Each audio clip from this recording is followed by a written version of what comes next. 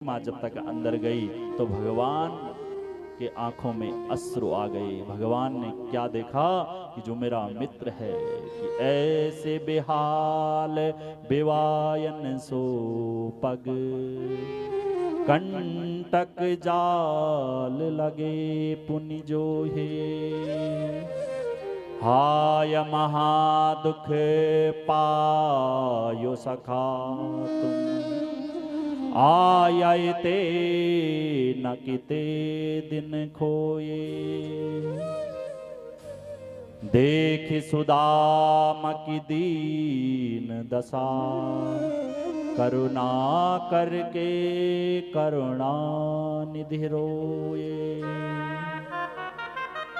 पानी परात को हाथ छुयो नहीं, नैनन के जल सो पग धोए। भगवान ने अपने नैनों से जो अश्रु निकले थे उन्हीं से आज सुदामा जी का क्या कर दिया, चरण धो लिए। तो सुखदेव जी कहते हैं, हे राजन सुनिए, आनंद रामायण में एक कथन आया कि सुदामा जी पूर्व जन्म में क्या थे। कहा ये पूर्व जन्म में एक कछुआ थे जो भगवान के अनन्य भक्त थे। एक दिन क्या इनका मन हुआ कि मैं लक्ष्मीपति के चरण धोना चाहता हूँ, और ये कछुआ कहाँ रहता है, तालाब में रहता है, पूरा शरीर मिट्टी से भरा हुआ है। ये अपने छोटे छोटे हाथों में जल लेकर गया। लक्ष्मी माँ से कहा, मैया मेरे नारायण कहाँ है। लक्ष्मी माँ ने कहा, तुम कौन हो। कहा, मैं भक्त हूँ भगवान का। तो लक्ष्मी माँ घबरा गई, कैसे कैसे भक्त हैं भगवान के। कहा, क्या करना चाहते हो। मैं प्रभु के चरण धोना चाहता हूँ। लक्ष्मी माँ ने कहा, नहीं तुम अंदर नहीं जा सकते हो। भगवान ने ये दृश्य देखा, भगवान ने अपनी आंखें बंद कर दी और ये जो कछुआ था ये वापस चला गया।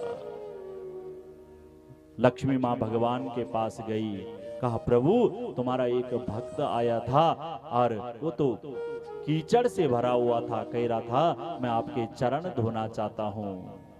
भगवान ने कहा, देवी मुझे पता है। कहा, पता है तो क्यों नहीं बाहर आए। कहा, अगर मैं बाहर आता तो उसको अभिमान आ जाना था कि भगवान ने भक्त की सुनी, अपनी धर्म पत्नी की नहीं सुनी, इसलिए अब क्या करोगे। भगवान ने कहा, देवी लक्ष्मी चिंता मत करो, आगे हमारा त्रेता युग में जन्म होगा, वहां ये केवट बनेगा और ये मेरे चरण धोएगा। तो कालांतरवाद त्रेता युग आता है, भगवान राम को वनवास मिलता है और भगवान राम वनवास की ओर जा रहे हैं और ये केवट से भेंट होती है। केवट ने कहा, प्रभु अपने नाव में तब चढ़ाऊंगा, पहले आपके चरण धोना चाहता हूं। तो जैसे जल लेकर आया तो ये जो लक्ष्मी माँ सीता बनी हुई थी, उस समय लक्ष्मी माँ ने देखा, कहा, प्रभु ये तो वही कछुआ है।